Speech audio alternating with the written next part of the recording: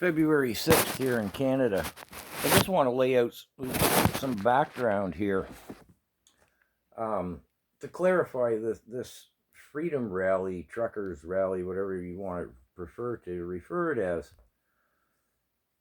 I mean, people have been protesting in Canada for a year and a half. I mean, this is unprecedented. I've made videos in the past where I said, this has never happened in Canada. 1980 in Poland, or the Berlin Wall falling or something. We've had protests all across this country to no avail. The nurses and the EMS, the emergency medical services, paramedics, whatever you want to call them. We call them EMS here in Canada. And their supporters from the public tried protesting outside of the hospitals. The mainstream media portrayed it as a bunch of extremists, anti-jibs, I can't say the word, video gets banned. Painted them as, people couldn't get in with an ambulance, they'd die of a heart attack, some guy bled out from his arm, was lost in an industrial accident, and he couldn't get in the hospital. Excuse me, furthest thing from the truth.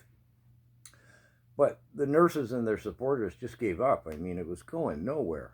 And all of these protests, which all across the country that the mainstream media wasn't showing, I mean, people get weary. They're not accomplishing anything.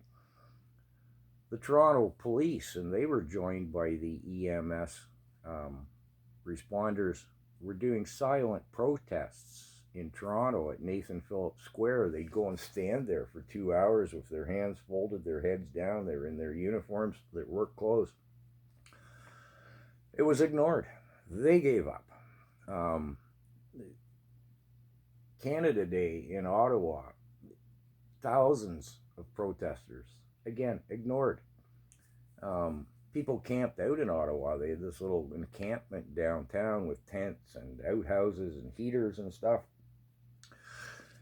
And the police were good with it. Everything was kosher. They were ignored. But this one gained traction and took roots. So if our mainstream media, the government's response to it is, shut up, go home, you've had your say, there's other ways you can make your voices heard.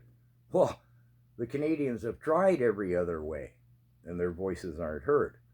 And now you're just going to punk us off, whatever, and say, go home.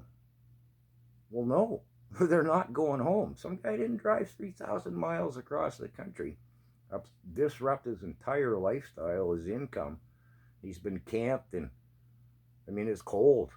We've had a cold snap here in Canada. It's cold in Ottawa. The guy's not going home.